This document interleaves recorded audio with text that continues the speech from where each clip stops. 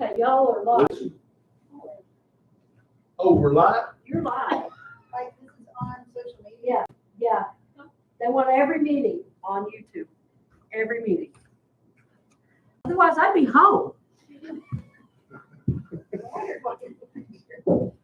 Oh, Oh, well, congratulations. yeah. I guess we need to pick a chairperson, a secretary, and a co-chair. Yeah. I mean, well, there's no way to Are record. y'all recording on your little recorders? It's on YouTube. Okay. Yes. You be the chair, I'll be the vice secretary. That works for me. Well, we've just made a motion and, I believe that'll work. All those in favor? Aye.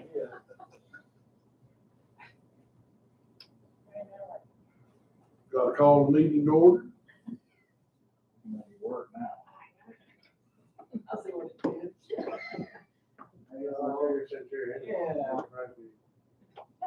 is. Law enforcement committee meeting to order. All members of the president, I guess. Three of us. Justice Lee, Justice Colton, and myself. Any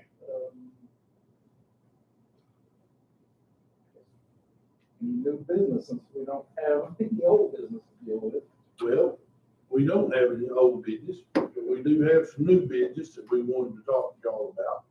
And, new business has to do with pay increases for the people around the sheriff's office, the deputies, and the jailers. Now, and I know that, we've got a budget that we've got to work with right now, but, you know, for future efforts, for future workings, we need to have a plan going forward of trying to get them a pay raise. And right now, we're way behind on the pay scale for deputies and jailers. And Miss Jackie and Chief has put something together. You want to tell them about your, I think y'all have it, do you? I do that. That's okay. Say I've got all this on the laptop, just like you send it over.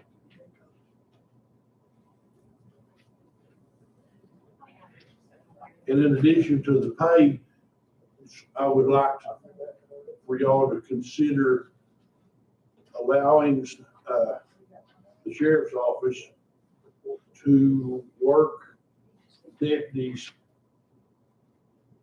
at a different time frame. How am I trying to put this? When we send them to academy, you know, they're coming back and they've got a lot of overtime that they've accrued.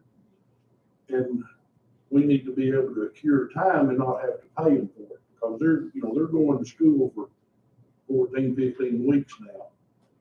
Once they get out, if we had time that was built up, we could make them take it off whenever they got out of school instead of done in the county for their pay. You know, I mean, they'd be paid while they're going, but they wouldn't be getting overtime while they're down there. So we've got to come up with something to make adjustments there. Whenever they get out of school, out of the academy, they can come back and have 2 or 3 weeks off and then report to work. That would be real nice. Is that it? That's The way basically, our comp time's set up right now, they start drawing comp. They can get that 40 hours of comp, and then after they accrue that much, they'll go over and they'll start getting, overtime immediately. And they really get a lot when they're in classroom situations. There's some additional classes they can take after hours. Their day starts early when they start with PT and physical training. Go through the early evening up to about 4 or 5 o'clock in the afternoon. And then if they've got elective classes, and deputies pick up on these a lot because there's still a process to be classes to go through. Court security, and those are some extra ones that maybe a municipal police officer or another officer from a different agency other than the sheriff's office is going to have to go to. But so guaranteed that they're going to get some of that on the overtime. And the other part too is their travel back and forth. I mean, we're usually, we tried to a time or two to send 2 down if we had them, but if we're sending them down single. I mean, they've got a 5-hour drive back, 5-hour drive, back up here. And so when you throw all that into, we'd like to come up with something to expand the amount of comp time that they're getting, so they don't go to the overtime trough as early. So if we could do that and expand those numbers, and also get check with Mr. Russo to make sure that we've got them, that we're not in kind of violation of fair labor standards or anything like that, to be able to give them that point that they're not going as early, and have it worked out that when we bring them on as a probationary employee, that we can get them, they come home after that first week, they've been gone for 12 to 14 weeks, that they're gonna spend some time at home, they can burn up some of that comp time, get back, reintegrated into their family, and then we can start them in the field training process when they come out to us. But we've got to do something to be able to beat that comp time down. And most everybody else, there may be some individual policies we're not aware of, kind of like where Greg and I came from. We can, you can accrue up to 240 hours of comp time before it's payable. We've been able to manage our comp time pretty well at the sheriff's office by having supervisors stay on it. And when somebody, runs up and they're getting an excessive amount, they can hold it back. But I'll be honest with you, I had a policy for years where I came from, said 40 hours of comp time. There's no way that I could keep 110 investigators, or however many we had at that point, down below that. Catch 2 homicides, and you're well over that mark right there. And so what we tried to manage it, keep it about that 80-hour mark, comp time. And the other part of that too is we've had some deputies that had issues in the past prior to us taking office that had a medical issue or two, that if they would have had additional comp time, they could have used that for a family emergency once they exhausted all their sick leave. And they're in a profession that's apt to happen to them every day when they go to work. That something could happen, just something not job related, but we think that we can expand that comp time, staying out of the overtime trough a little bit later, and also give them that comp time that they could take it. And if we bring more people on, you'll be able to use some time, take some more time off. But it's really restricting us right now, especially at the academy, when they're trying to do that, and stay within that 40-hour mark. How does it work right now? So you hire on, they're not, they're just a civilian off the street. You hire them on at X amount of dollars. They go to the academy. You have to pay them for drive time, their time down there, all that stuff. Yeah. And then when they get back, you want to be able to give them a break. It would be nice that if we could just, if they earn 200 hours of comp time here in this bucket, whenever they get finished with school, we hadn't paid them for this comp time. I mean, they've earned it. But whenever they get out of, they were cured it. But whenever they get out of troop or out of basic academy or basic school, and we could say, all right, you got 200 hours, you need to go over here and take 3 weeks off. That's going to, that's going to take 120 hours of that away for 3 weeks. And most generally, they're going to be glad to get to take it.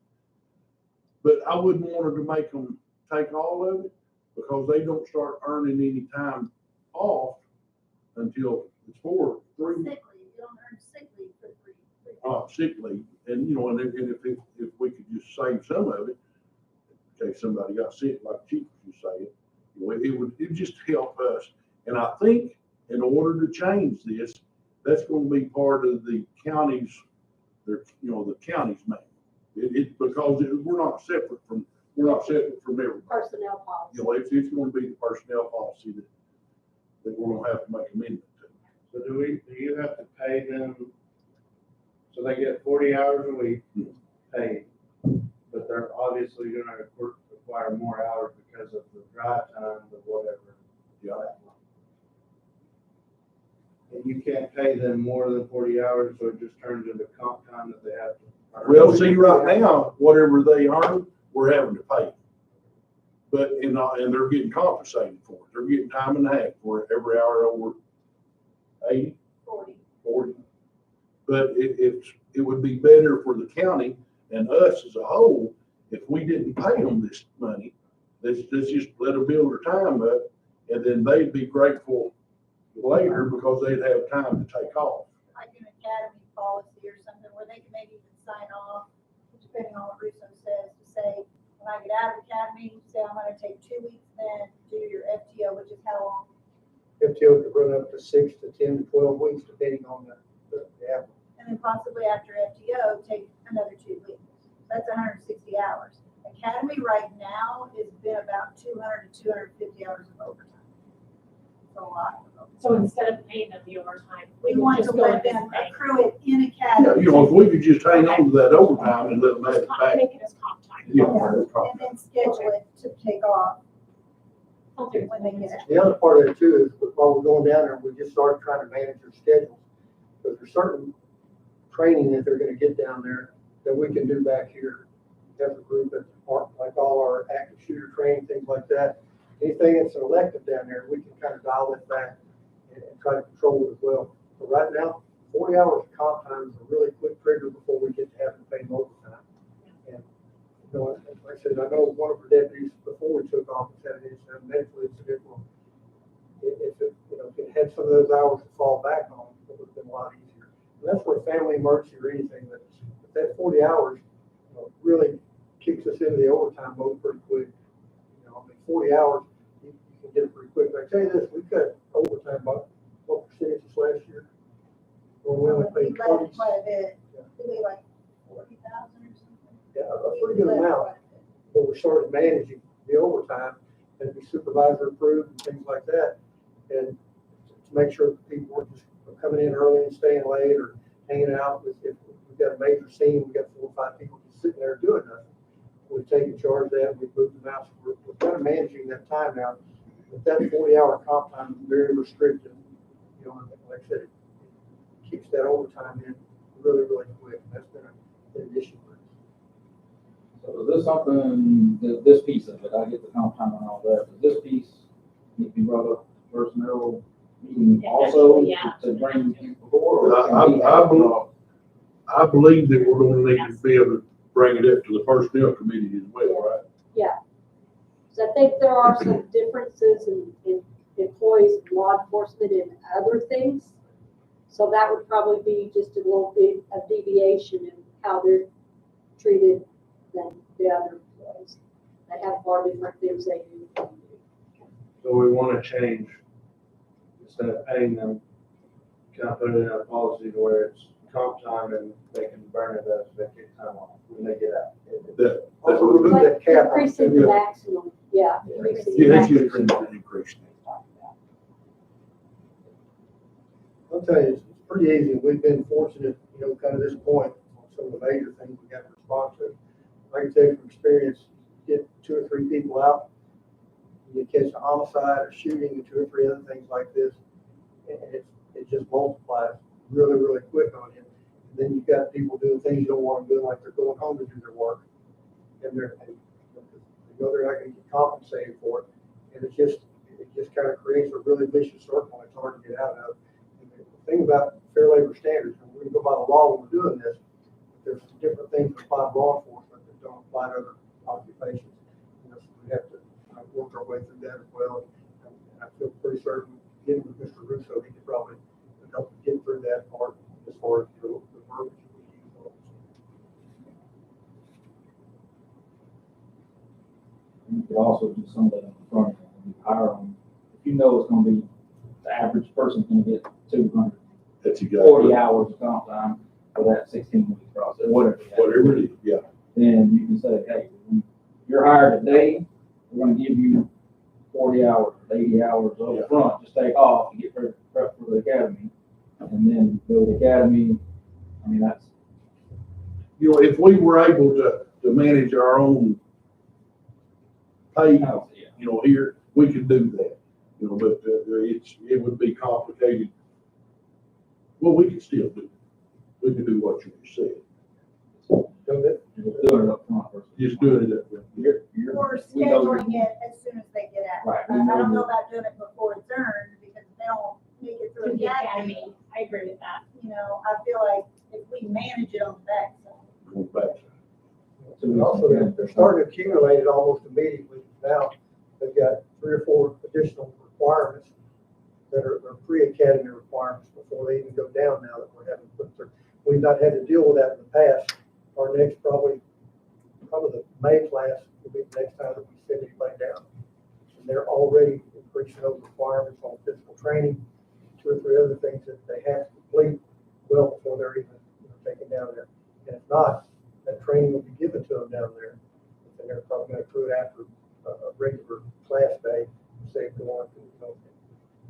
only 2 classes a year, correct? Now there's Northwest Academy, Coleman, of Alita, or Clest, or of Alita, but there's no lodging over there. That's usually just for agencies in the northwest part of the state. And there's Kalita, which is in central Arkansas, and same thing, they don't have lodging on site, they've got to go off. They've got a contract hotel that they stay at, and they got to take care of their meals. We send them to Alita, which is down at Camden, which is the primary training facility. We send them down there, and the lodging and food, everything is provided down there. Then there's a trade-off. You've got that additional drive to make. It's a 5-hour drive. No matter how you cut it, it's a 5-hour drive. Do they have an option to go to Black Rock, Camden, No. wherever They don't have, they're going to Camden? they're going to Camden. Of all the academy, and for the money is the best option, simply because of the lodging. You could send them to Black, Rock, Pocahontas, but we're going to Camden. Have they That extended one is a little different. 2 more weeks? So it's a total of You have to pay for it. They're all free. It's just how much you want to spend in lodging and meals. Yeah. And over drive time, when some of the sprinter, some over there, that one, which they can go back and forth. That's true. Right. So there's really 3, Black Rock, Camden, And over Fayetteville. There's 4 actually that kept Black River. They got the same curriculum as the Alita campuses do, but they're kind of standalone on their own over at Black River. Don't you have to be? The Camden unit is more regimented and militaristic. It's, they've got them, but yeah. you're there, you're there. Yeah. You don't get to get back.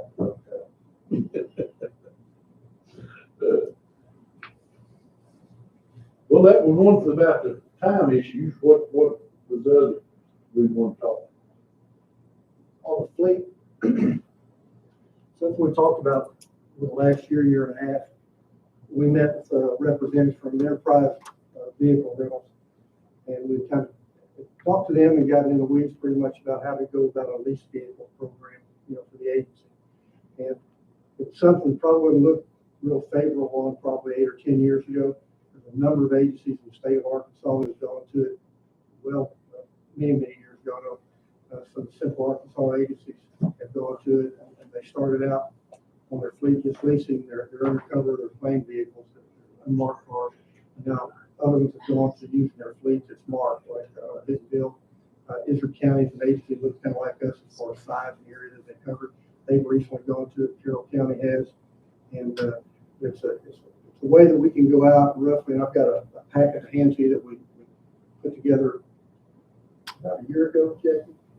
And then the representative came out. We had several meetings with the representative came out, met with the budget committee and put on a presentation to them. I wanted to leave all that with you, kind of briefly explain it. I'll talk to Colton with this prior to coming on the court. I know, are you familiar with it at all, Travis? Yeah, I tried it with ours and they told me to Yeah. go Well, away because I didn't have 30 vehicles. Well- They wanted a lot of vehicles. well, I've dealt with them on both sides of it. I dealt with them with ASP, and we were looking at, 60, 80, 90 vehicles, because that's what they probably replace every year. But we looked at it on our end of it here, and we've gotten it down to a minimum. There's not a minimum. We could go with one if we needed to. There's agencies all around us, including, Harrison and, like I said, Carroll County, Bentonville, several of them in and around in Swain County that have done it. Like I said, they started with their unmarked fleet first, and they've gone and expanded to their other. If we leased a vehicle, right now we're looking at about $42,000 to $45,000 for a police package Durango. To upfit it, get all the equipment on it's roughly about $15,000. We've gone through 2 or 3 upfitters since we've been here. Those dollars haven't changed a whole lot between the outfitters, whether it's at Dana Safety in Little Rock, there's an outfit over here, some Davies that we've used, and there's really not a lot of difference in those, the cost that they're charging us to outfit a vehicle. But if you look at it, we could go out and we could pay cash and have the upfit done and everything. We're looking at roughly about $57,000 before we get it back to the team and drive it. That's put everything in it, the radios, the lights, anything that goes with petitions, anything that goes on that vehicle, make it patrol ready. We can look through the enterprise plan, and it's not a car rental, it's a car lease. Basically, when that car, we go out and we decide what we want, they give us an option. And they've got police packages, they've got a lot of different vendors to go through, they don't have to go through the state bid. But when they give us those vehicles, we can stripe them up, we can mark them up, we can put blue lights on them, in them, sirens, any equipment that we need to go in, that can go in. It can also be added to the lease to go into it. We're looking at right now, if we paid, say if we had 3 vehicles that we went to a lease at today and just using a higher, yes, say $800 to $1,000 a month, we'd be paying roughly about $3,000 a month for 3 brand new, fully upfitted vehicles. And we could run those up to a 60-year lease for 100,000 miles. And there's not a penalty or anything for going over the mileage, but they set that mileage so we can look at it and kind of tell what kind of trade that we might get when they sell that vehicle off when it gets to that 100,000 mile mark. And as you well know, once those things start hitting about 100,000 miles, that's when we start seeing maintenance issues with them. And so we set that limit at about 100,000 miles, and we know the vehicle's going to go back to the lease company, this being Enterprise. They're going to sell it, and a certain amount of that is going to come back to us so we can put it on the next or the upcoming lease. So we can start getting kind of a buyback or a return on that lease vehicle that they're going to take, and they're going to sell it on their own market, but we don't have to. We don't have to go through the auction process. We don't have to worry about on the upfit. We can just order that along with part of the price when we pick up the vehicle and go to the upfitter. It's paid for the lease. It's owned or titled to Enterprise Leasing, but it's registered to Marion County. And look at that, we could bring, if we had a vehicle rotation set up, we brought 3 into the fleet each year, set up that lease, we'd be getting paid back for it when we turned it in. We can set that lease depending on how much you want to pay. It's just like your monthly payment. If you're going to have a 60-month lease compared to a 36-month lease, it can be more obviously on that 36-month lease. It's just a really good option, and I know I'm kind of giving you the redneck version of it.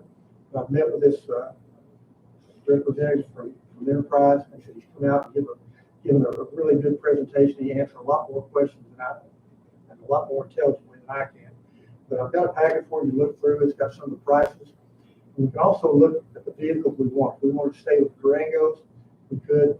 They're not making the police package Charger anymore. That's gone. Ford F-150 has been come out with a police package pickup truck that's replaced it. So we've got a little bit more, variety that we can pick for depending on what we need over there.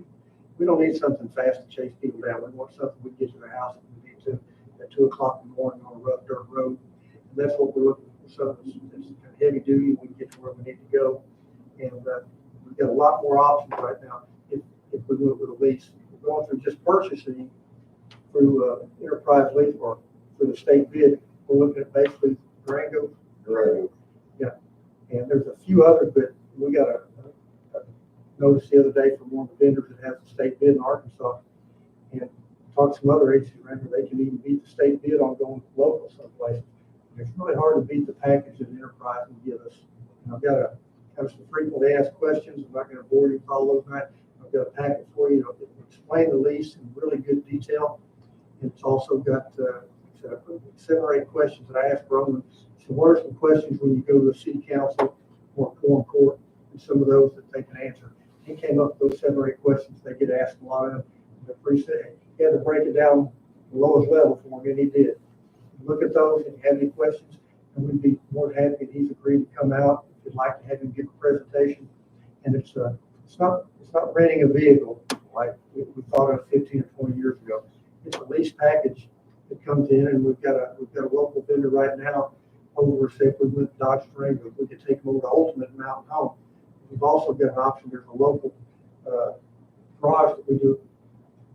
The majority of our business of everything is not under warranty still. And they could bring them on as a vendor that could do the mechanical work for us. If you look at it, we're keeping that thing really under 100,000 miles. We're looking at oil, we're looking at tires, which would be the main output as far as any expenses on it. And everything under that's pretty well. Your drivetrain's covered up to 100,000. We've had really good luck. The Durangos we had to send back to and get them fixed. And if we went with a different model, we could still get a local vendor we feel like identified as the person to do all our service. oil, change the tires or whatever we've run into there. But I'll give you these, look them over, and you've got our contact information, let us know if you want to look at it. I don't know the administration over at Carroll County as well, and Sheriff May, if they, some of these conferences they hit, they talk about this stuff all the time. But both of us are pretty well connected with Israel County, and I think that they go with 5 or 6. They got 6.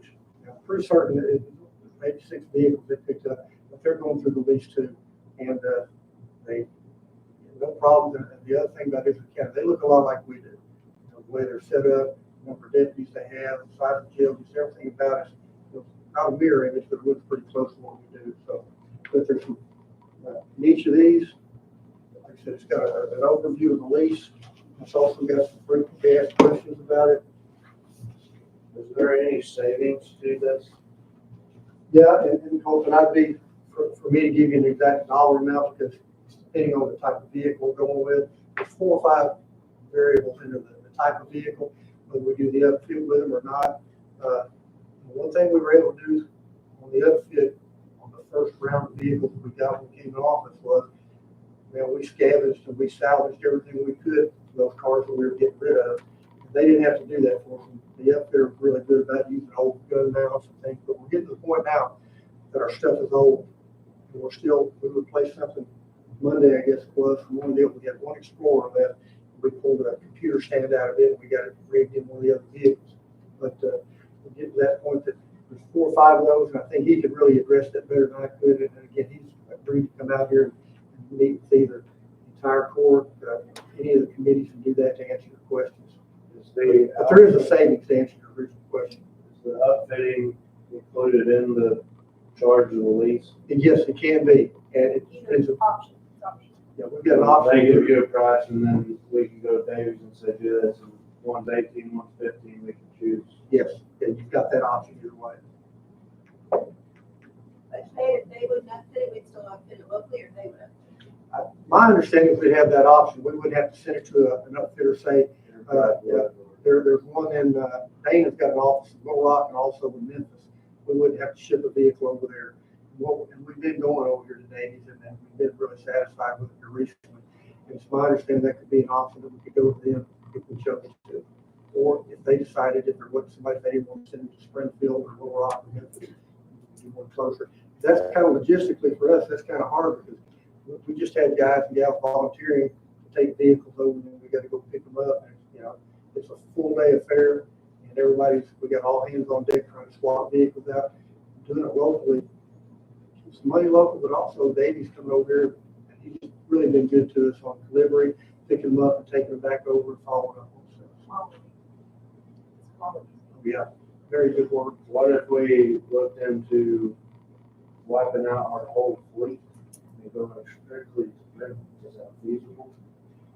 Like wipe out every car we got ourselves and come in with 15, 20, whatever you need, lease cars. It is, and I think that's where you see the ultimate amount of savings. I mean, we can I sit don't there. know that us owning however many cars you got, 8 cars, we own 8 cars, but we're gonna get 3 leases. I think The one eventually thing that's about it, gonna if- cycle We out. rotated out. Yeah. if we rotated them out, whatever, the cars that we have now, if we waited until they got 90,000 miles on them and then started give them to them, they would give us credit for it and toward the purchase of a new one. And what I mean, the credit, if our car is worth $40,000 and they're gonna sell us one for 50, that 40,000 is gonna go toward the purchase of that $50,000 car. So we would It'll come back to the lease. it would go to the lease, yes, but it would give us 50,000 or 40,000 credit toward that 50,000. Is it more feasible to go wipe out the whole fleet versus doing X amount at a time? I really, I don't know. If we put a bench into it, Yeah, that's something you can put together for a but looking from talking with them, I worked with them probably a 1.5 to 2 years before I retired at ASB, and we had some plans set up that would allow us, like on day 366, the people to go pick up new vehicles. And where it helped us, if there was at that time, there was a mileage restriction, so if you had somebody that get close to say 20 a year, and they were bumping 18, and I had a guy down here with 13, we could swap their vehicles out. But honestly, I think that would see the biggest savings in what you're asking about, because at some point, a 100,000 mile vehicle can start costing us money. With the lease, we get out of the lease, and the fleet's not in bad shape right now, but too many years, we sat, at group meetings and things at ASP where they come out and say, well, I'm not gonna be able to do vehicles this year, and the fleet could be in really good shape, but you miss 1 year, and what we started doing is fleet management. Yeah, if you miss it 1 year, you're no longer in fleet management, you're just trying to catch up. If you leave out 1 year, that's gonna put 15 to 20,000, maybe more miles on one, more repairs, more downtime, more travel time, take the shop, and things like that. But yeah, I really do, and I feel like if that's one of the questions you need answered, we can shoot all those to I'd you. like to see a number on Wiping the whole fleet out. wiping the whole fleet out versus 3 at a time. 3 at a time. 3 at a time. Whatever. Well, I see what you're saying. I think you're gonna save, I don't know, I hate to say that, because I don't know if we'll save any money, but Bart, how long does it take you to get 100,000 miles? 5 years? Yeah, I mean, like 20,000 is a good estimate. Yeah, ballpark. what he did, he came in previously, and I don't know how the numbers, how good they would have been, because they were going on some really, really old parts of the fleet, like the Explorers and some of those. But one thing he did when he worked this up, he came in, he got our entire fleet, he got the mileage, he provided him with the VIN numbers, we could run the history on. And he had a really good snapshot of what our fleet looked like and what it would take to do it and save us the most money. And he was able to look at that and project when those cars would probably be going out of service, how long we could depend on this one that we just bought, and issues like that. And that's what he does every day. And they're dealing with, the things that they can do is, like, say, if we even went to it this year, we wouldn't start paying on that lease until the following year for the vehicle to get delivered. We've got a lot more options. I mean, we waited several weeks to get vehicles over here. We waited 6, 8, 9 months on some of them to get them in and to the outfitter. Somebody Well, it else was there. saying, Mine, 9 months. Yeah. Or And on maybe these, 9 months. they're going out to other vendors that have got a police package vehicle. They may find 4 of them in Dallas, Texas. They may find 3 in Memphis and 2 in Nashville. And whatever number you need to require, they can do that. They've got that buying power to bring those vehicles in. And, do we do any loans on vehicles or? we've been fortunate enough that we've never had to. I mean, the counties, they just, if they had an extra $40,000, they say, here, we'll get you a car after you beg for it. But the other thing, are there any on grants? The USDA grant? No, because on most DPS, most of those, they don't go toward vehicles. There's 3 or 4 exceptions that they don't allow you to go for them. USDA will give that one, but you have to keep that vehicle X amount of time. I know this, I've sat on some of those committees and different things that go through some grants on, like Homeland Security and some of those, and I'm pretty certain the DPS grant, just to read through that, that's one of the exceptions they don't allow for vehicles or firearms, I believe. And, Change it up this last, well, it's the DPS unless it's not back, we apply. yeah, DPS is, it looks like it's about a 3-year cycle on those. They decreased the amount of it, because there's so many, it's a really good grant. And, But that USDA one, was what, I got that 22 on, I can't. You're stuck with that deal for a while. So, Oh, on these, the day that the lease is up, the lease is cut, continue it. They go through, they take care of anything. Be sold, anything like that. A certain percentage of that sale that they take comes back to us to go toward the lease, for the next year's lease. when Roman, the guy with Enterprise came down, he also said that he kept track. If we've got a vehicle that's gonna be 5 years old this year, and it doesn't have but 70,000 miles on it, if I remember correctly, he said, once it hits 5 years, it's gonna lose a lot of value on it.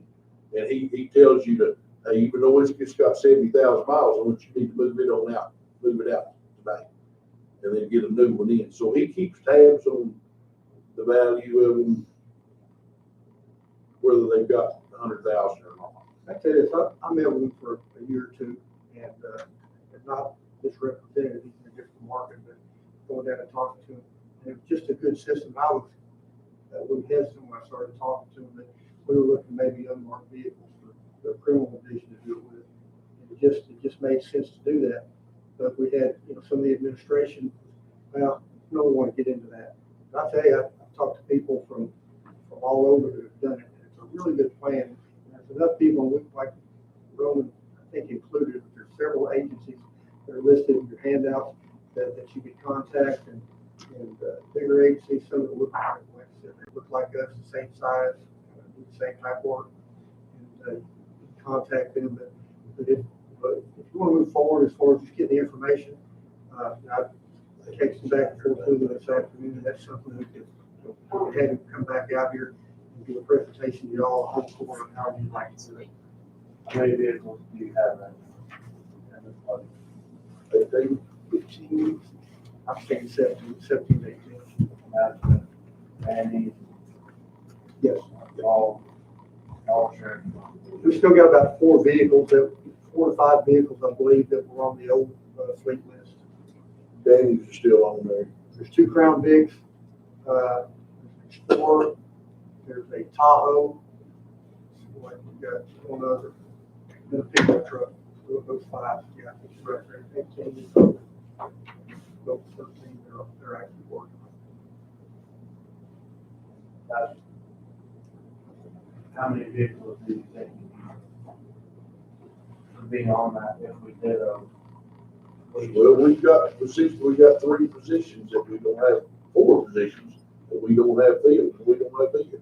I tell you, I'm writing these down, Colton, I can get that. That's one of the 17, 18, or even if you fill them. No, that's not part of it. That'd be an You're addition looking to at that. another 4, so 21 to 22.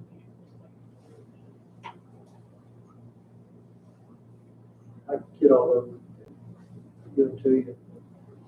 Like this one's got 23, so you get on the profile. Well, and again, And I guess that was. when we brought that in and we made the presentation, that was from the 24th, the numbers have changed. Because what we were trying to do is get the purchase made in July, before the numbers changed on the lease prices. That's why that's dated, like, that's the most current we have. But No, it's a non-vehicle. Number of vehicles. Got 23 projected. that may include also, we got prison, get 2 prisoner vans. That's probably about right in our 2 vehicles. They can accommodate that need, whether you need a pickup for y'all to drive around, a Rango for the deputy to drive around, or a van for the gang to drive. And actually, That's what they say. on some of those vehicles, you're not required, there's some of those we can do without having a police package for anything. Greg and I drive, for instance, and he's indicated that, he said, I can actually get a better resale of a non-police package vehicle. Because it's got a bigger market for it, because you don't want somebody that's got a console built in the middle of it, the type of seats in it, things like that. Do we have to buy a police infrastructure? For patrol vehicles, they're rated for, they're speed rated. So, I would hate to get, for patrol vehicles now, I would hate to get away from something that wasn't patrol rated. I think they take a better beating than some others. And then there's some all over the years we've had that have just over the last, I can think of cars that I've had in the last 35, 40 years that some were just better, they just took a better pounding than some of the others did. Yeah. There you go. Clean everything. Quick. Everybody says Can you go back? No, they were, You see her rolling down the they street and you're thinking, oh, how 1970s. were a time now. Terrible. Well, good.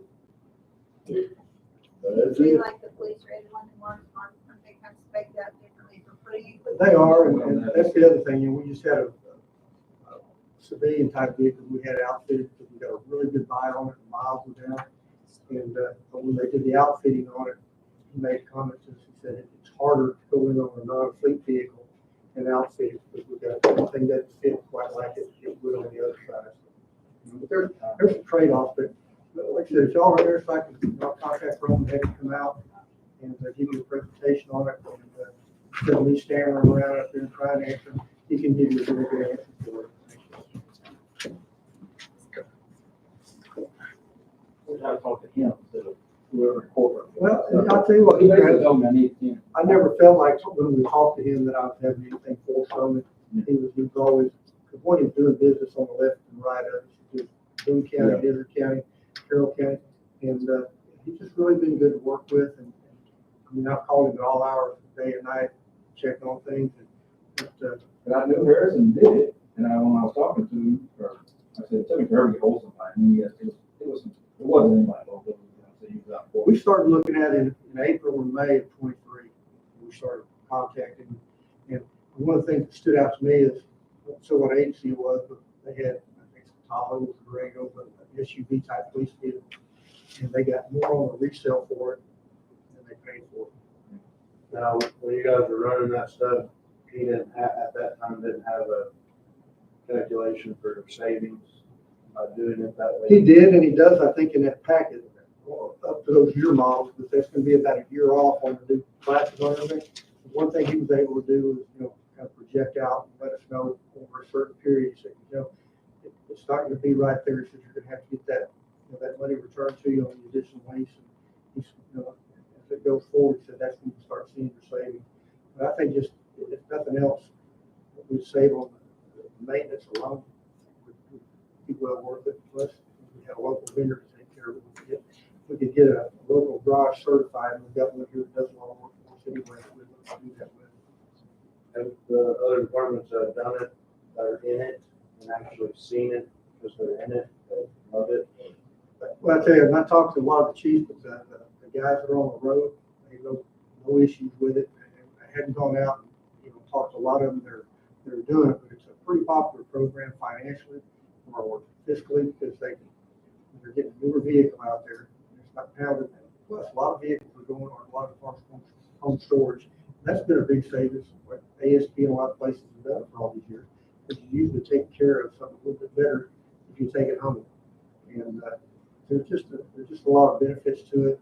And I talked to a guy years, probably been 6 or 7 years ago, at a state agency out of state, and they were looking about doing their entire fleet with it. It's gotten that popular, it's well worth the work, but it's not a standard rental vehicle anymore. It's not like you're going down Enterprise and bringing something, to drive to Springfield for a week for business. It's a really, well thought through program that I think in the long run will save us money in a lot of areas. I would definitely want to talk to the folks that have been in it for a year or two. Yeah, and like I said, there's a list of those in your packet that you can contact, and the two, like I said, that are around us that have done it recently that kind of look like would be Carroll County and Israel County. And it seems like one of those went with a non-fleet vehicle because they could get it from a local dealer or be able to get them a little bit quicker. And I'm not sure which one it was. It seemed like there was one of them that didn't buy a police package. They bought like an F-150 truck, but they didn't go with the police package truck. And they, I hadn't heard if they had good or bad out of that. And just take a little bit more pounding and make the other. Some salesmen, and I'm not knocking anybody, but some salesmen are real good, and then when you get into the system. It is, but the thing that's kind of stood out to me is that whenever I've talked to this guy, he's going to talk to people that Greg and I have known for 35 or 40 years. They're doing business with him. Yeah. And these are, again, county does look a lot like us. I think Harrison's using that, there's a sales tax to.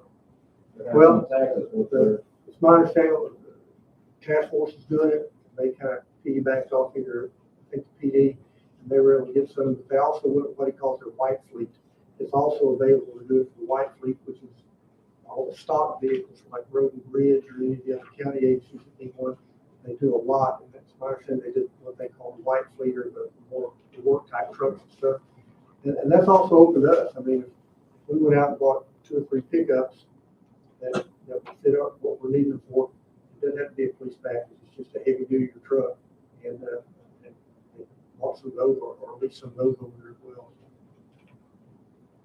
It's just an option, we want to throw out there and make you aware of it. And I really think it's one that we benefit from in the long run.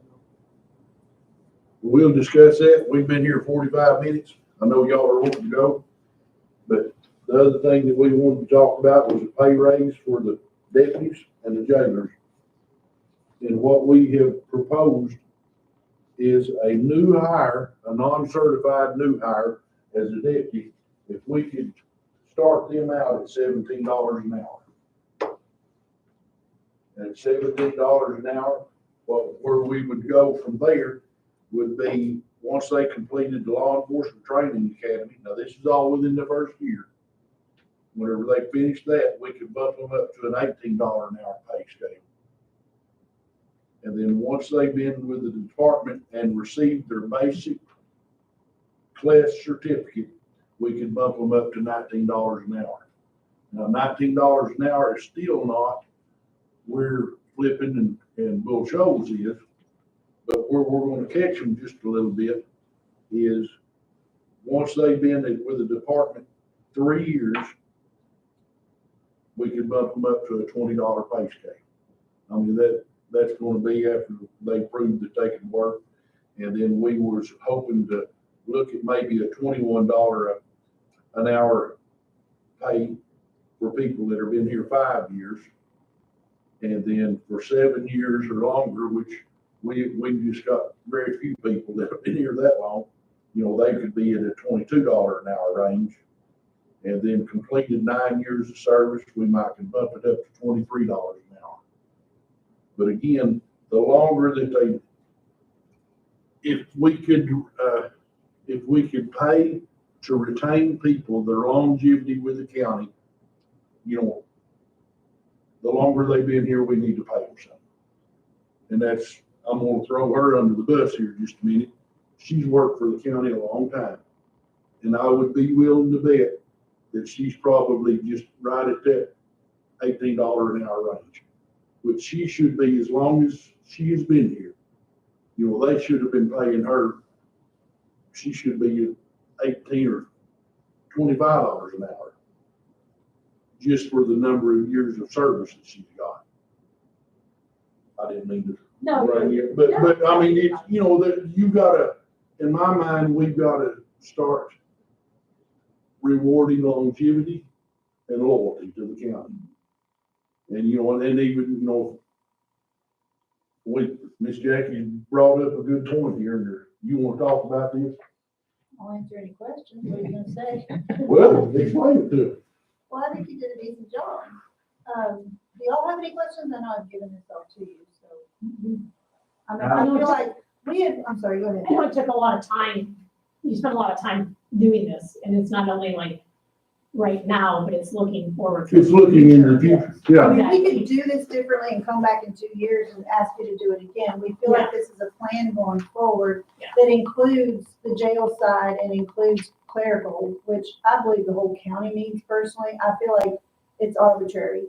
And I think there are some long-term and there are some people that won't stay long because of age. I will tell you this, we have had, right now, we can't hire anyone. We cannot hire in the jail, we can't hire in dispatch, and we can't find a deputy because our pay's too low.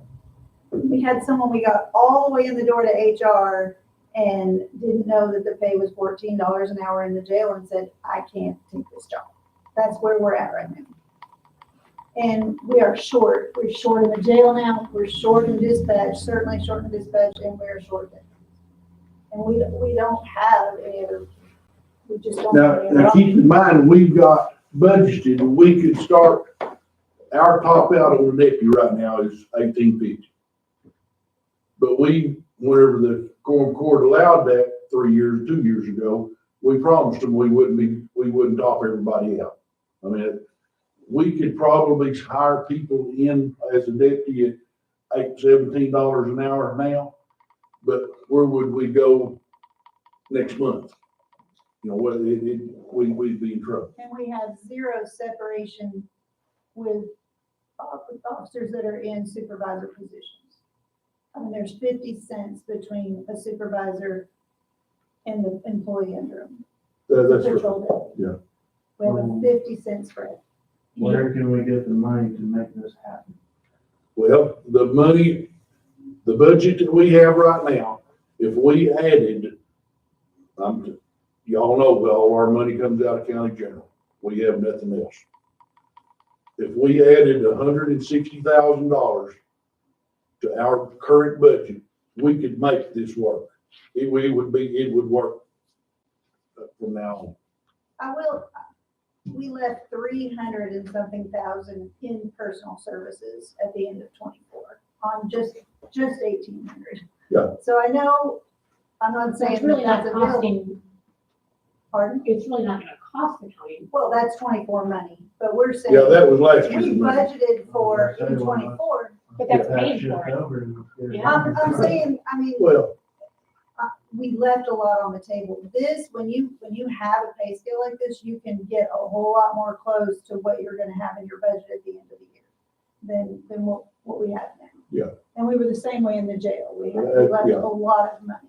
So I know that's not great to leave a lot of money on the table in a budget, but we promised that we would not talk people out, and we're trying to honor supervisors at the same time and not put everybody. I mean, I already had someone who's been here 6 months. He has some experience, but he wants to know why he's not getting paid. Well, I can't pay you what I'm paying your supervisor. I don't have that option.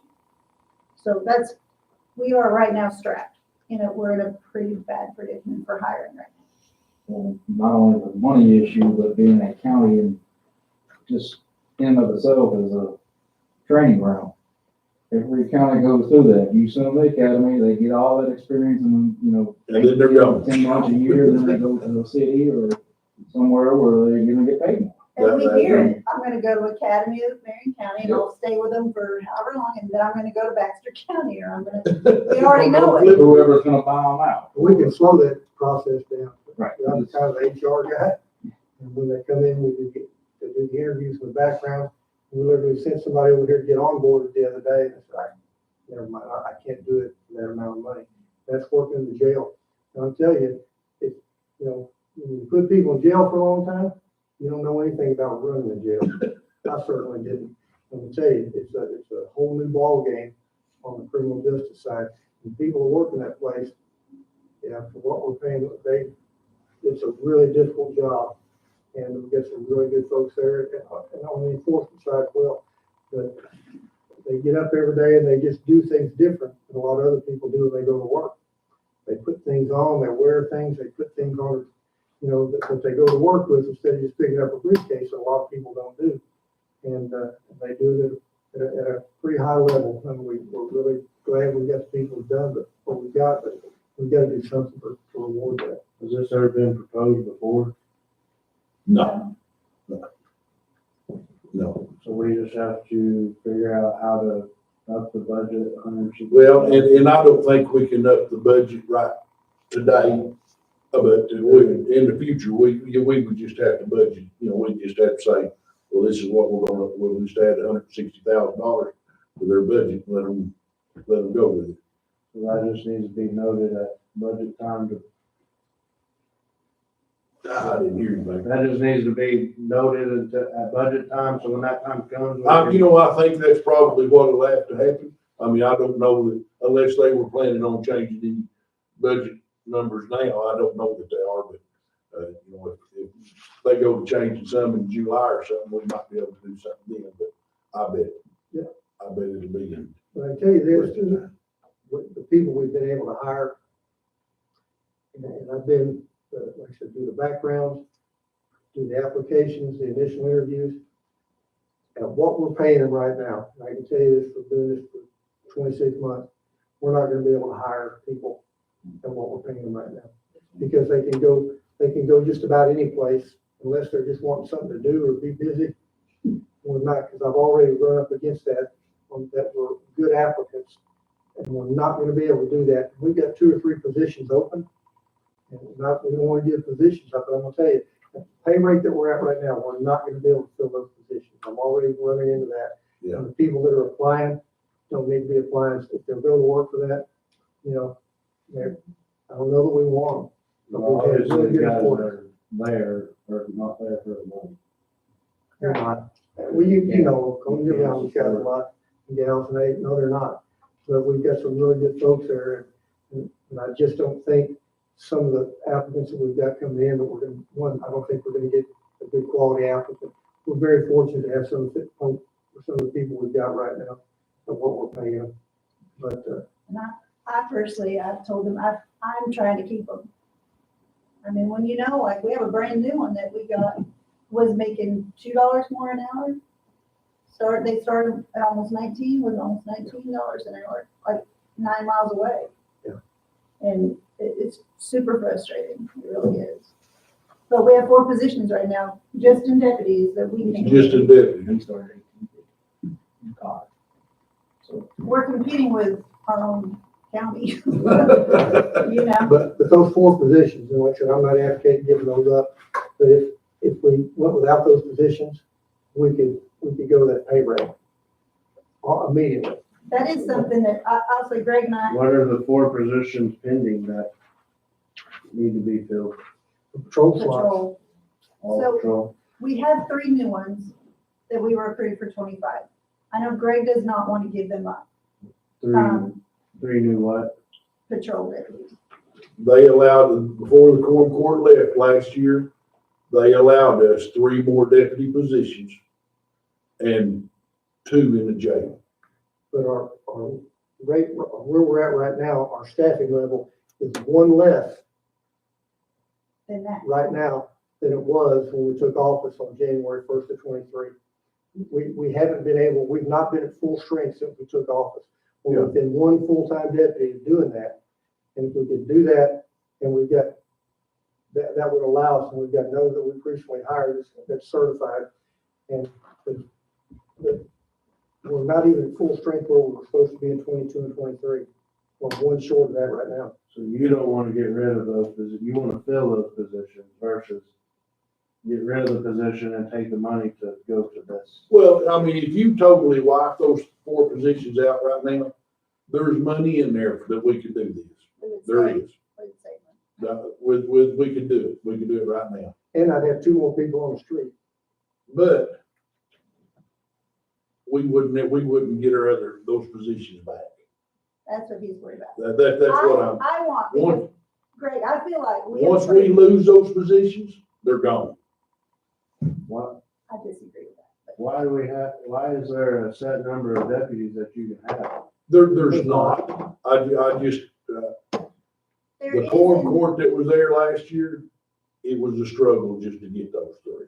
So they approve positions. They, it's positions that they approve.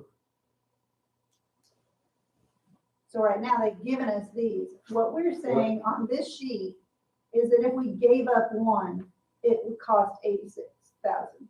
If we gave up 2, it would cost 21,000. If we gave up 3, it would be a savings of 43,000 off our current budget. I don't want to give them up, but we also know we're not going to fill them. So if we had to give up 1 or had to give up 2 and come back to you and be true to our word, could we get our positions back is how I look at it. But I'm telling you, he's concerned that won't happen. we're not gonna fill them. Yeah, if we're not,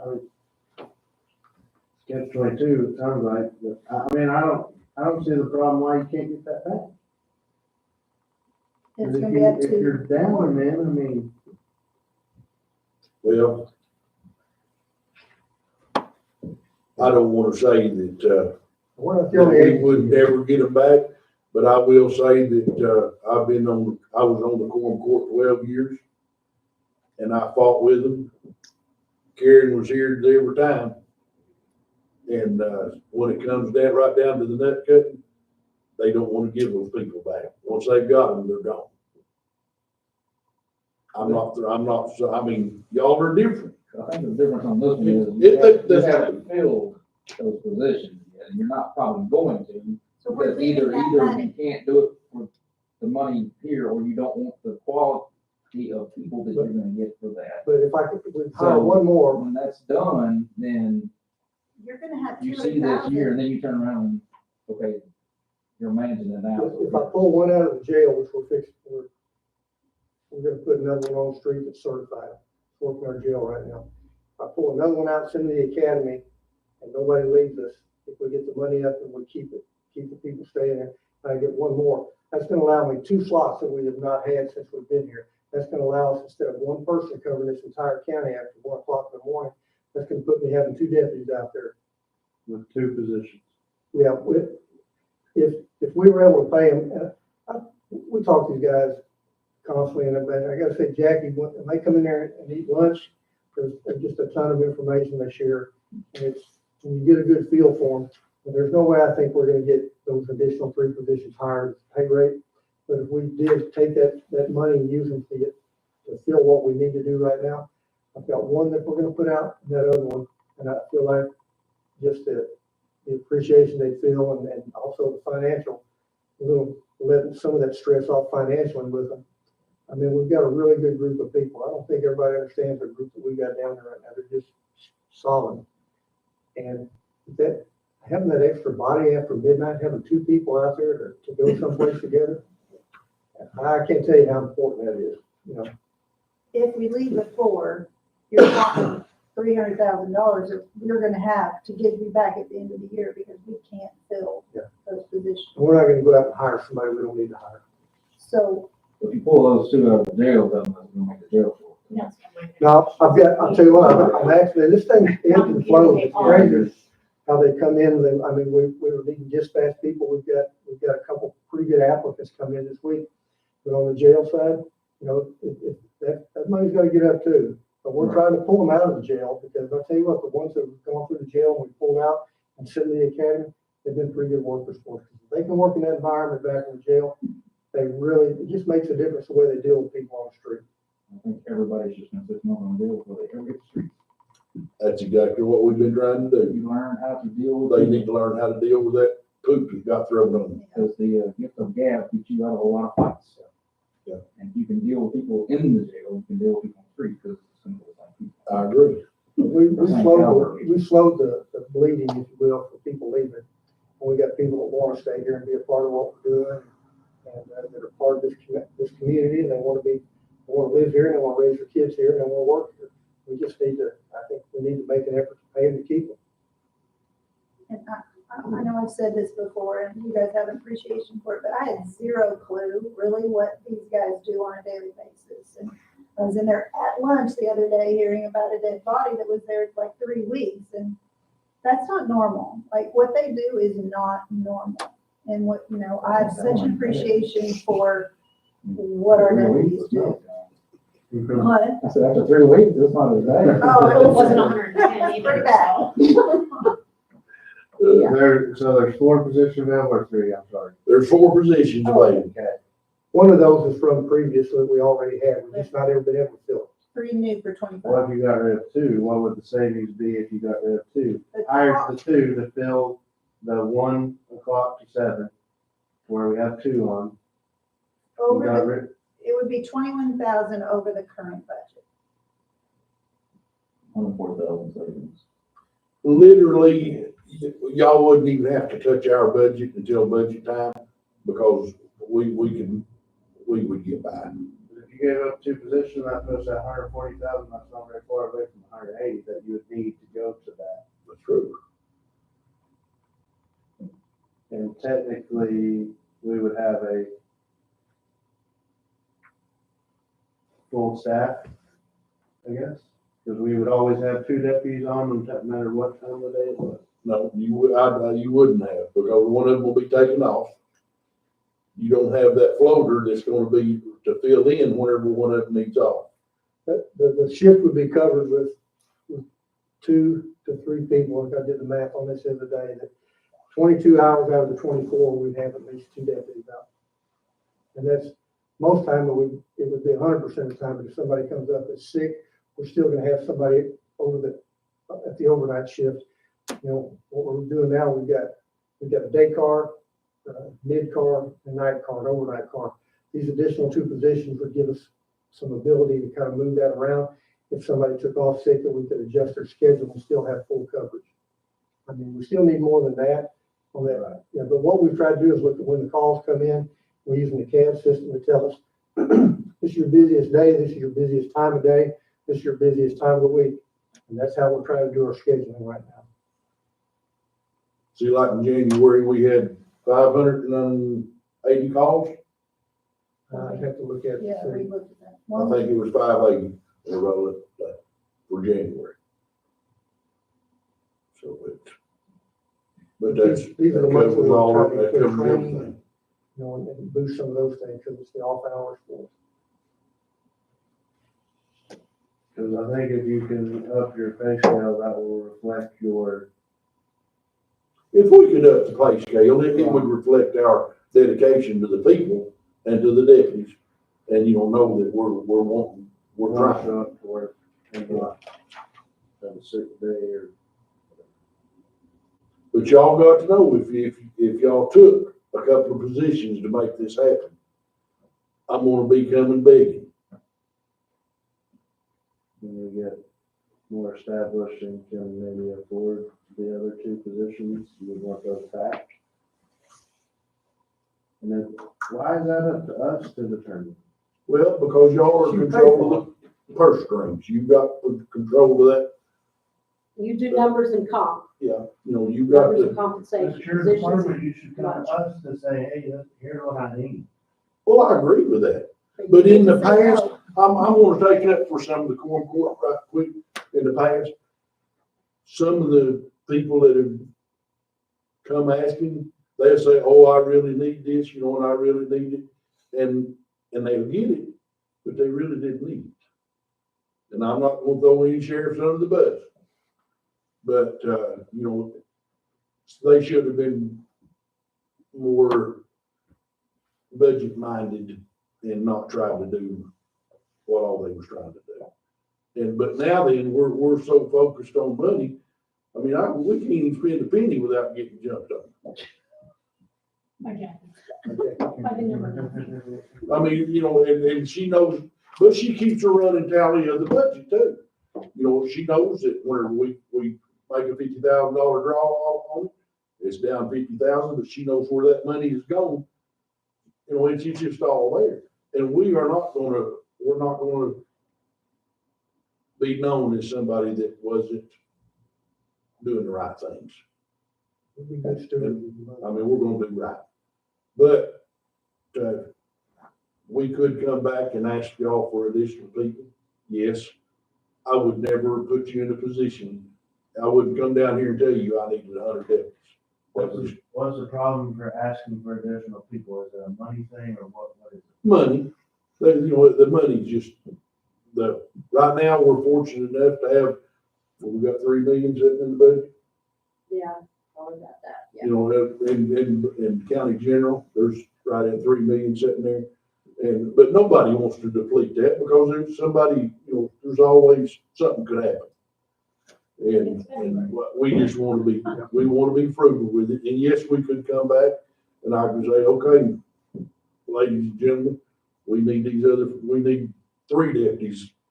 We need to get away from these 12-hour days because it's killing the deputies. You know, they need, in my opinion, they should be working 10-hour days, just like the troopers. I could cover with extra people, you could cover it. But see, that's that catch-22. You know, you were trying to, how much productivity are we getting out of deputies that's worked 10 hours and they're sitting over on the side of the road right now trying to catch a cat nap for the next 2 hours, just begging for something not to happen. Do you get complaints on the shifts being too long? I think that the current deputies like what they're working. You know, they work 12-hour days and they work 4 days one day and 3 days the next, or 4 days one week, 3 days the next. I think they've got used to it. But they've gotten used to it. You know, to me, if they work 4 10-hour days, we can make all that work. And we might have a time period at night between certain hours that there wouldn't be anybody out, but we could make arrangements for that too if we needed to. We could make it work. A 10-hour shift, we talked to them about, I think they're just used to being this group. On a 10-hour shift, it's just like the numbers I gave you. Think about a 10-hour shift, you're gonna have to have a common day in the middle where everybody can go train, whatever it is that everybody works, say like on a Wednesday, if you had a 10-hour day. But I think they've gotten used to having those days and those weekends rotating. And if you go 4 10s, you're 4 on and 4 off, and you're not gonna have as much movement in the schedule. And I think they like that and the additional time they get home. Right now, they have every other weekend off, and that's their preference. So, but I think if we lowered hours, we also have to consider we're taking pay. The money out of their We have pocket. to increase pay to make up for that, and that's been our big, trying to figure out how we do it without, I mean, they're already at poverty level, increase pay plus add positions, right? So that To again, go to the 410s. we would have to add positions, yeah. I think I asked that one day, how many it would take. And there's a formula where you can look at it, and we can go with 8 deputies on a rotation and have 1 or 2 extras as far as a relief deputy and also a canine. That canine needs to be plugged in where it's not just covering a shift, it's covering a shift where it can be usable. And, that's what we'd like to, there's a way to get it where there's 80% of that day is covered by at least 2 and sometimes 3 deputies. If we added additional 2, we could probably, make sure that we covered it. And more than that with the 2. You know, the troopers used to work, they work 10-hour days, but we had one trooper that was working night shift, and he worked an 8-hour night shift. He came out at 11 and got off at 7 in the morning, and he and another one kept the night shift covered all the time, working 8 hours. They worked 40 hours. They'd work 5 days apiece, and it worked out real nice. I mean, but that's wishful thinking. I want to point out something that on April the 11th, 2016, whenever I was on the Quorum Court then, the county budget had $214,640 in county general. We have 3 million now. Yeah, I can tell you what it is exactly. I mean, that's how tight things work. But now people were overspending. Yeah, our whole budget at that point was, for the whole county, was like Thank you for $3 million and 75. Say that number again, Karen, sorry. So it was like 3 million and 75 was the budget for the entire, for all the different funds that we had. Now county general as of 214, in county general, we had $3,304,424. What we had last year, same time. I don't know. I just pulled this off the other day.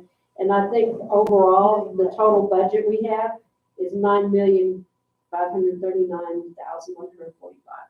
That's with all of our, That's with everybody. everybody's funds. Big difference between 214,000 It and is. 3 million. I about died when I saw that. It was bad. It was bad. It was bad. I mean, I would even think you could put it in the paper doing countywide and have a pay scale that you would know your numbers are gone. Oh, yeah, the county itself doesn't even have a pay scale. Kind of what I was trying to get at the other night, and I got a very eager answer. Yeah. It's like, there's not a standard. There isn't. That's the issue. And That's why there's 40 different fights every month for money, because it's set up that way.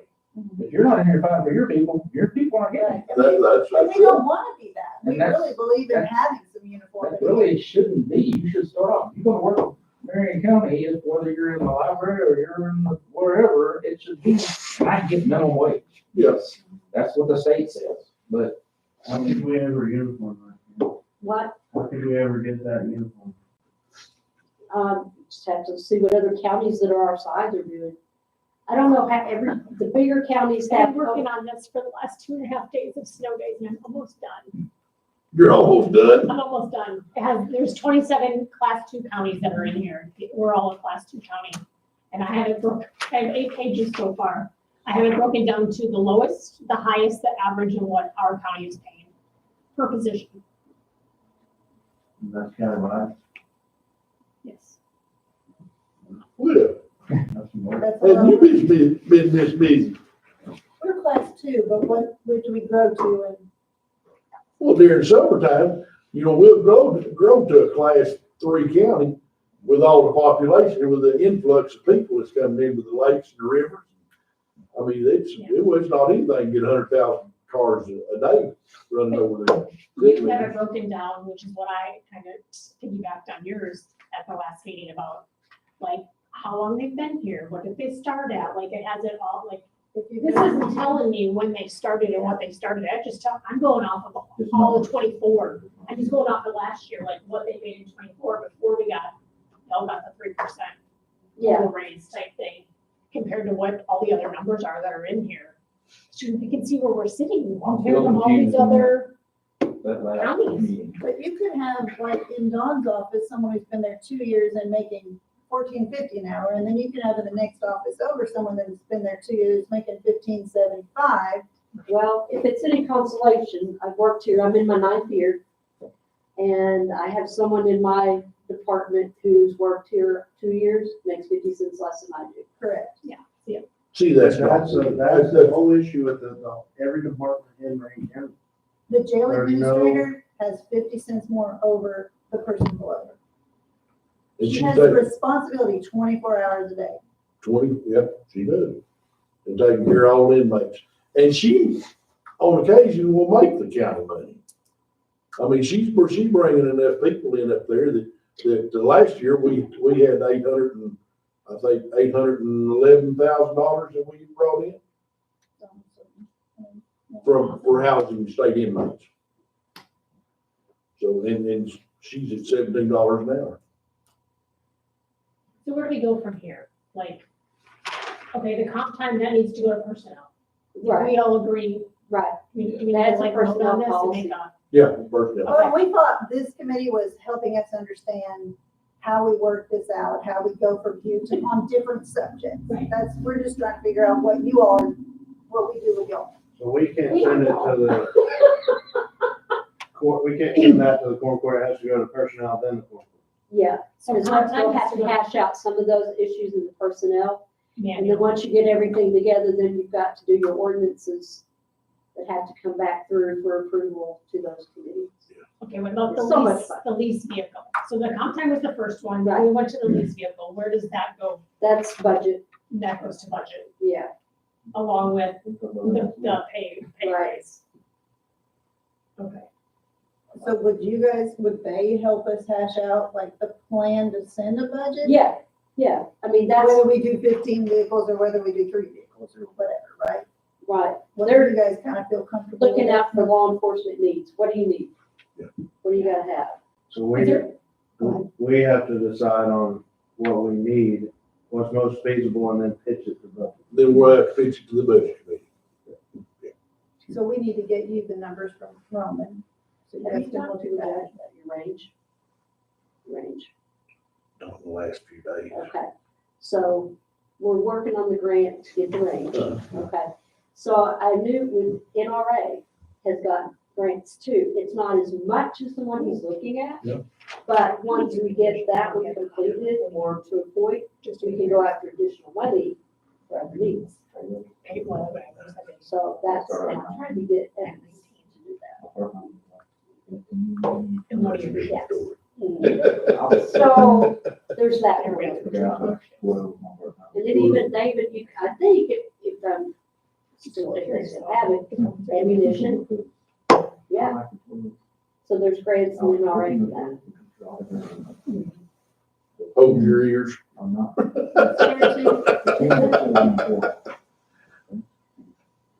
And then they rotate. A day every rotation, so you might have Friday, Saturday, Sunday, off, you might have Sunday, Sunday, Monday. off. So moving forward, are y'all thinking that we could just take $160,000 and put on in their budget for next year? And we could move forward with this? Or are you thinking, Personally, that would be my recommendation on it for next year's budget. Yeah. That's where, to push that up. Again, I'm not speaking for these two. And that obviously that's the majority of whatever we need to do, but that would be the simplest, that'd be the simplest way. Without- We That's will not- not fill position. but Yeah, that's not but then filling position. That's not helping you. Right now. But if we knew that was out there, we could start acting like we could hire somebody at $17 an hour and send them to school. So right now, you've got, because you have 3 open or 4 open positions, you have a wiggle room in the top of the budget, your budget. Yes. In the top or in the bottom? At the bottom of it. Bottom of the Yeah. budget for the, Okay, but you're hurting our people who've been here 5 years when you do that. But if they knew that after January, we could move things around, Well, that's already a sticking point. well, it's a sticking point with me to give up 4 positions. You're not filling them. I know. I agree. That's, We I can't, think we need to get the pay up, and that's gonna help get quality people that wanna be there. And then that's gonna reflect on, You've been able to hire people. It's a Well, snowball I effect. can't argue that. I mean, But it's not gonna help right now. No, it's not It's not gonna help in January of next year. the problem is we need to come up with 180 or 160 to make it work. 160. 160. okay, no, I'll tell you what it is. It's, For 2 positions, it's 151 for 1,800 to fill all 4. It's 29,000 in the jail, sorry, 1,800 is patrol. In the jail, it would be 29,000 to do what we're asking. So between the two, 151 plus the 29 is 180. To do jail and patrol. What if, Fred, what if we keep the 4 positions, but promise not to fill the 2 this year? I think we're gonna be better off to that or lose the 2 positions and take that money and then ask for whatever the difference is. To get to that new program we're gonna do. Well, if we, I mean, I see what she's saying, if we kept the positions and just said, all right, we're not gonna hire 2 of these positions. And then when we get to budget time, we could rework our numbers and make it work then. But we could go ahead with what she's talking about now. What's the difference on the 2? What would you have to have? If we, the proposed last 2 positions would be 21,600. If we lose 1 position in the jail, that would save 22,000. So there's a wash.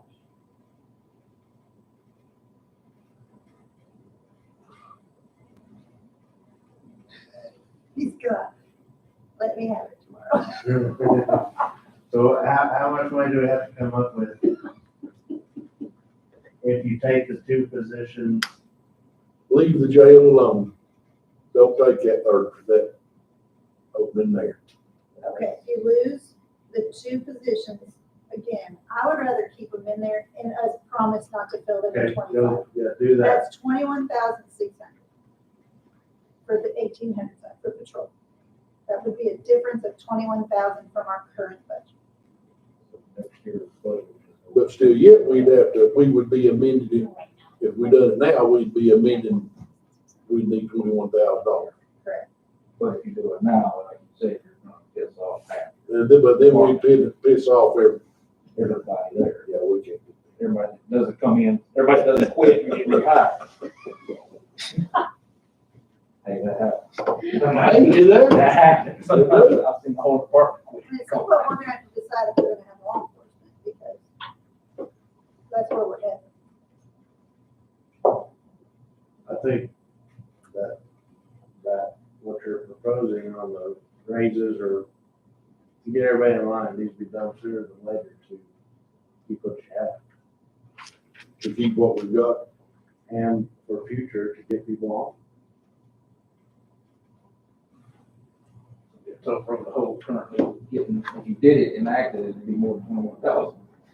If you're gonna charge everybody up to that, No, that's, currently, I mean, like started now, or if we started this next month, everybody would leave numbers. Budget will go up more than no, 21,000. that's it. I've already got it figured in. That's figured So in. that's the 21,000 number, we did it next month, Yeah. everybody can get That's, these that's raises. these last 2 are the actual budgets with the numbers we're talking about in it, and this shows the difference. They wouldn't do it. Oh, it'll make Oh, it it bad. is everybody. Yeah, I'm not talking about, but I'm not talking about, again, wouldn't what piss would everybody off in your department. No. what would it cost the county to do it countywide? I'm not saying they have the exact same numbers as us, but I'm saying, I mean, I've written one up for clerical that I think we could do countywide. I don't think it costs the county that much money. But I'm not sure.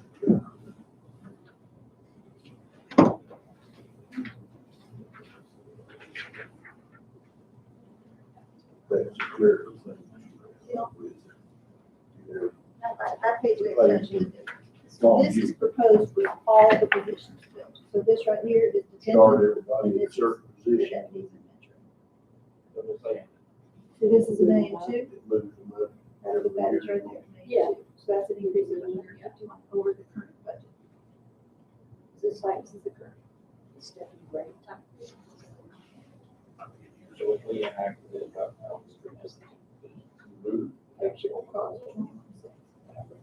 Like 300,000. Right, right. 21.6 would have to be pulled out of the county payroll part. Yeah. To make that happen. Just move it. They just amend the rest by 21,000, whatever. I realize it's a sticking point for people. I'm a big advocate for it. I think we could do, like, even this clerical's not crazy, you're starting to get $16 an hour for the new hires. This is 50 cents a year. We're 50 cents.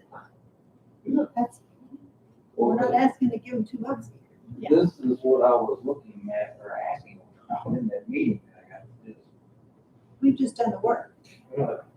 So, I mean, if the entire county started off at $16 an hour, whether you're digging ditches with a shovel or you're. Well, I mean, I'm Or saying this it's is really clerical. important, I'm you saying come this is in. clerical. Right, but I'm just saying, The other part of the county could- Yeah. I just feel like that needs to put a gun on it. Yeah. It's different than a road grader.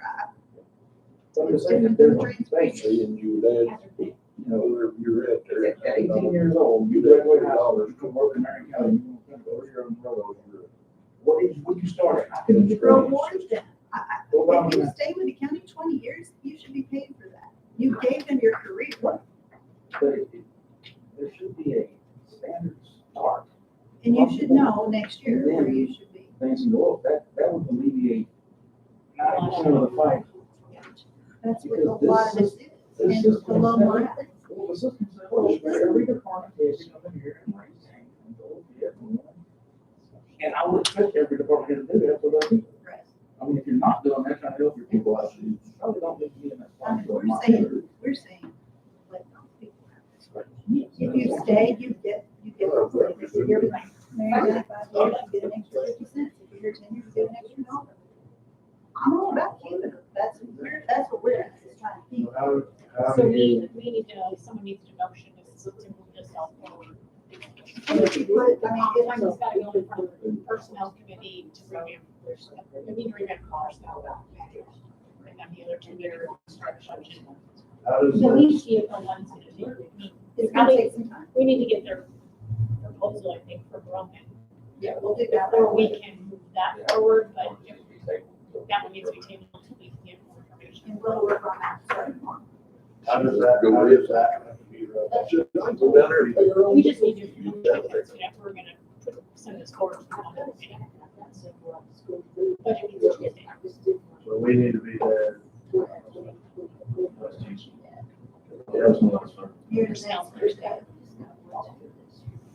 But we need to have our ducks in a row to be up there. Building every person, building up the budget. We need to be able to pitch that to budget, and make them understand that. I mean, I'm happy to talk about it. I don't wanna upset the apple cart unnecessarily. But I mean, like, unless this is a consideration, I kinda think it would probably have to be countywide that we would consider doing something like this. I think we're almost half the county in that building. So I don't know what the exponential math would be on that, whether it's something that the whole county can do. But we're willing to, we're more than willing to watch our spending to stay in the budget. I'm assuming that's the way the rest of the county would do. I didn't hear what you said, I'm sorry. That we would be willing to watch our spending to stay within a Yeah. budget, to be able to pay our people. How feasible is it to get a standardized or create a standardized pay scale, starting pay scale? And create something, copy what Jackie has already done, like she's done all the work and plug things in for every department. So like, that's a clerical one. Did he show you the clerical? Yeah. Oh, yeah, You could do that for the whole courthouse. You could. I imagine you could do that whole, I don't know, how, like transfer station, road department, and then the courthouse. Is that pretty much? I got it. well, we don't have any juvenile services, but we do have prosecutor's office, they work for the county. And the admin. We do have juvenile service. I think you have to works for look the at- county, Like the danger of the job, VA. you know, to kind of say, Yeah. like, we're saying 17 for deputies and 16 for clerical. Whether that's understandable countywide, I don't really know how you would start everybody, but No, Baxter has similar to this. Very similar. Would they be Baxter's Baxter's just way more complicated. Yeah, theirs was, yeah, but they've got their full chart and then they. Yeah, I mean, I feel like that's where we have, there's another county too, and I can't remember which one it is, because I looked into this a couple years ago. And I couldn't get any. Could be attractive. so like for you, you would have an additional $3. Yeah, that's over what They the just person need that, under. they just need to understand And that makes it a separation between. Yeah. how it's being presented, because it's nice, but it's a wash. I don't know, but other. Is there anything else No. that you have like foreseeable this year coming up? And you don't need to answer that right now. I'm just asking like vests, Yeah, we did. computers, like all that stuff, like, We talked about the last four, what's the name of it, tribal. Is it The travel money? Yeah, Well, there is things that we're gonna need, I wasn't gonna, we're recording now. No. Yeah, we'll talk about that. Okay. Talk about that. So does that account, does that travel account make money? no, How does it's it make money? one-time money. I mean, where does it? COVID money, travel money is all one-time money. Because the travel money came out of the, I think, COVID type stuff. and there's no restrictions on where that. Yeah, how we that can't money use is it for lobbying. Travel money can't be used for lobbying, and that's the only restriction on it. Find travel, because it sounds like. Well, it's Indian, from it's India. Indian, what it is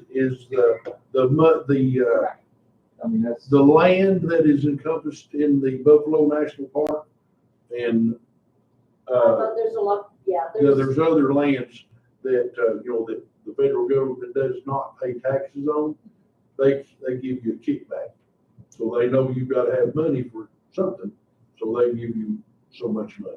So instead of paying taxes, it's kind of like. Yeah, you think of the taxes One-time and gift, the, if you will. they call that. But the tribal, I thought, was a little bit different. It's not like health Is it not money. that? No, it's Health not health money. money. Health It's not health money. When did we have to have those requested in? Health money, health, payment in lieu of taxes money. It's different than that. What's his name was saying, One, Mark, the tribal money, the 1007 Yeah. is the You know, one-time we money, presented to it's the part of the. court, and let's table that until we get all the other departments concerned. Oh, Go yeah. in the pot and then figure out how we want to distribute that money. We have that, the coronavirus They're too. supposed to be. 105, Everybody has, everybody just wanting money for that. Supposed to be the budget. When we got that money, Well, for the whole entire county. The clerk was wanting everybody to submit what they would like to have. I mean, she's not the boss of it, so I doubt that anybody's gonna submit anything till maybe May or June. So And I think we tabled it indefinitely, so it was really not a. it It probably, wasn't a I think that the feeling is, the feeling that we're getting here at the courthouse is that, okay, I'll just point blank say it. Why would law enforcement get 100% of the 1007? Why does not all the other offices get a piece of the pie for some project they have and want to work on? Why can't they We get can that? tell that, Because they don't get like the opportunity to get grants. They're not available. but we're not saying that's our money or anything like But that. that's what the impression they get. Well, the impression is because we have to have a vehicle per patrol, we know that. There is no money in Yeah. the budget for that, so they'll usually use grant money to help us get vehicles. So we don't really care where the money comes from, we just know we need these things and we're trying to fund them.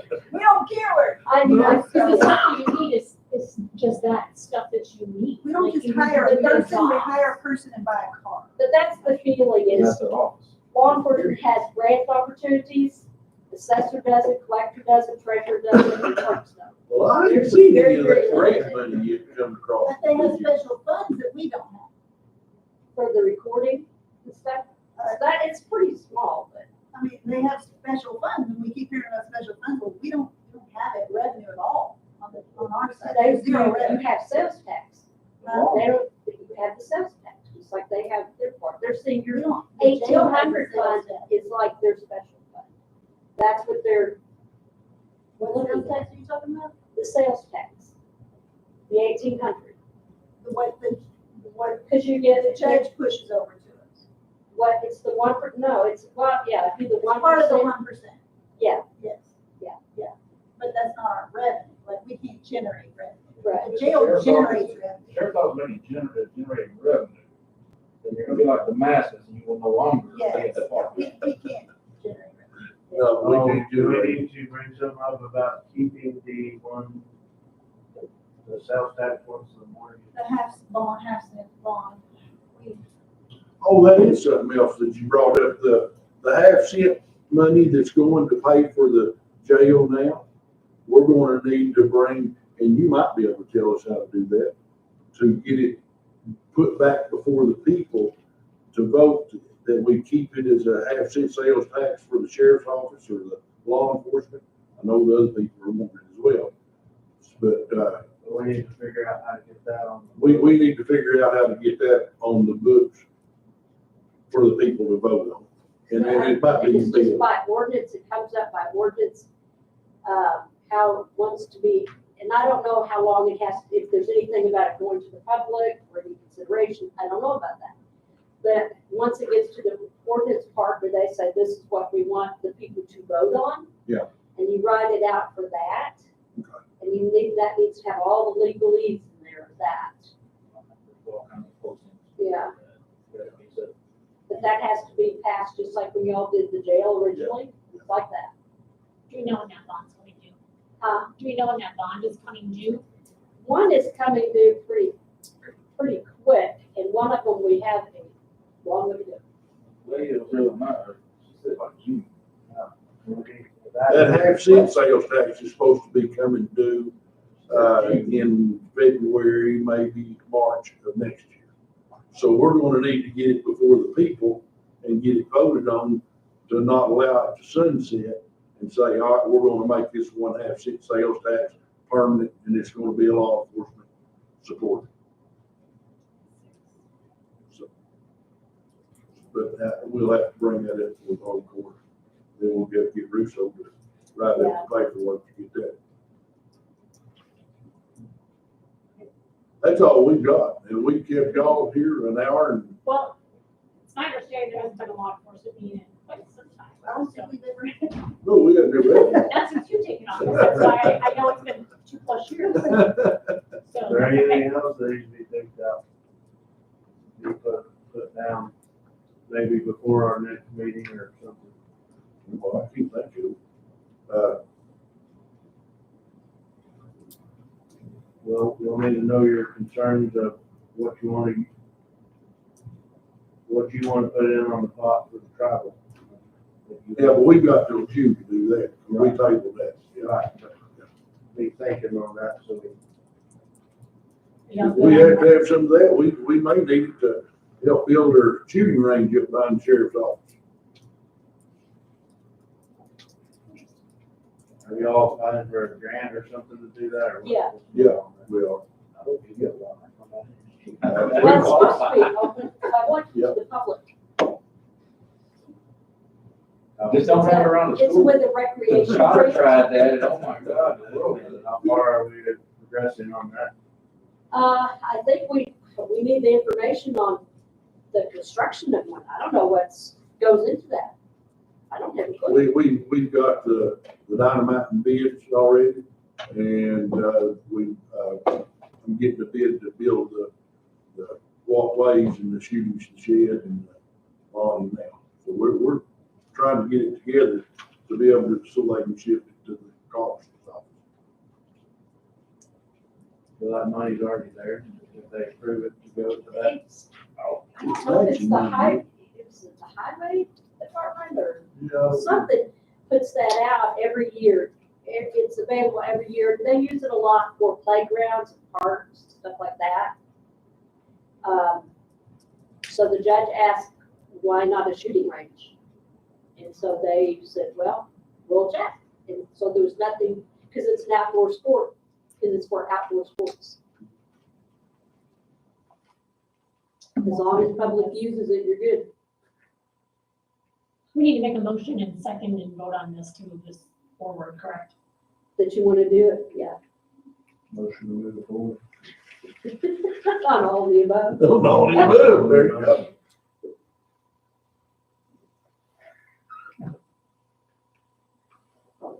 You only have a 3-person team, it's, not going to, we're gonna second that.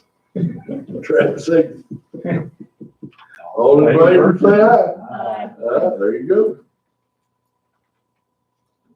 Is it when it's on the personnel, it's on the budget? Is that what we're doing? Yeah, the comp time will go to personnel And that meets next week. next Thursday. Yeah, next Thursday, 5:30. And then budget meets Tuesday, so we'll move both up. Is that for discussion, or do we like try and write something up, or? That's just so they bring it to them. We do discussion, yeah, make. Yeah, and then we'll make sure it wants to go to the next level. Go, make a motion to adjourn the meeting. I guess when it's set to the budget for discussion, then how do we get like an ordinance on it? Once they tell us that we can, or we'll have to do an ordinance for the budget, and then they would approve to let it go to the council. Motion to adjourn. So, Thank you all. thank you. Thanks, Karen, for staying. Yeah. Are you all good for March 20th is the next third Thursday? Do we need to meet every month? I guess my first question I should ask, since We do not need to meet every month. We told you 2 years For worth like of stuff once a today. quarter?